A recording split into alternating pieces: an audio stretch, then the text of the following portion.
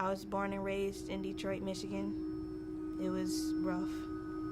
My dad passed away in 2009. That definitely had an effect on my grades as well and how I was doing in school. At that moment, I felt like nothing else mattered. I got to high school, and my first couple of years, my grades were still pretty bad. I met this guy.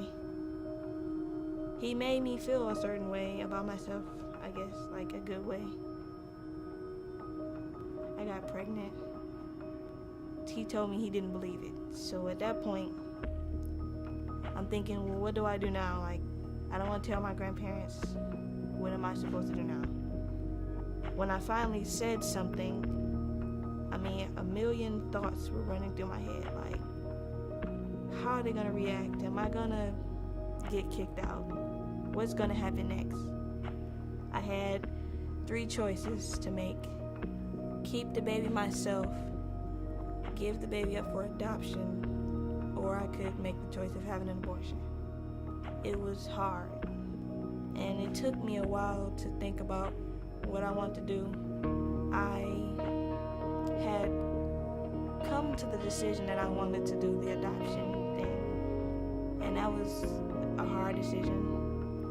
My aunt and uncle came to me and said, hey, we'll adopt your child.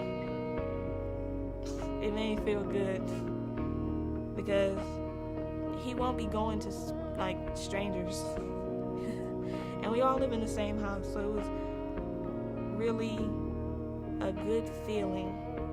At the same time, I'm here in Indiana and I get all this chaos from Michigan. I have other family members who, instead of supporting me as a family member, they're saying mean stuff. How can you give up your child? And instead of supporting me and saying, hey, that's a good idea, that's a good choice you made. It was the right choice because I know he's in good hands. I know he has a lot of family members that care about him. Even people here that aren't even related to him love him. Everybody loves him. My aunt and uncle are very, very caring, loving, supportive people. They motivate me and my younger cousin every day. Like, they tell us we're amazing. They tell us we're geniuses. They give us motivation. They start off our day good. We go to school happy and we come home happy, and when we eat dinner at the table all together, it's really a good feeling because not many people have that opportunity, and our household is so uplifting. It's pretty amazing. I think if it wasn't for Jesus, this wouldn't be possible, because I had serious thoughts that I did not belong in this world, and I would just cry.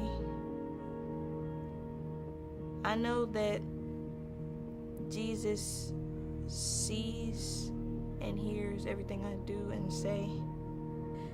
If it wasn't for him, I don't know what I would have done. No matter what it is, he can forgive you. People think they've done really bad things. If you just take the opportunity to explain yourself, he'll listen and he'll forgive you. And it makes me think, what if I would have given up? What if I would have had an abortion? It'd make me think like I wouldn't be where I am today doing what I am doing now. I have outstanding grades. Like, when I came to Indiana, my math level was at a 7th grade math level. Now I have an A in calculus, and it's wonderful. I have this dream to go to the Marines, which I'm going to fulfill, obviously. And I have all A's and 1B, and it's in Spanish, and I'm going to get that up. No matter how bad a person's mistakes are, it can definitely be turned into something good.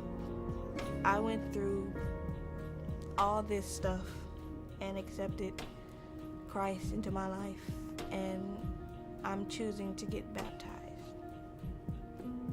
It's a symbol that I've accepted Christ into my life and that He's the head of my life. It's gonna be hard, but it's definitely not impossible.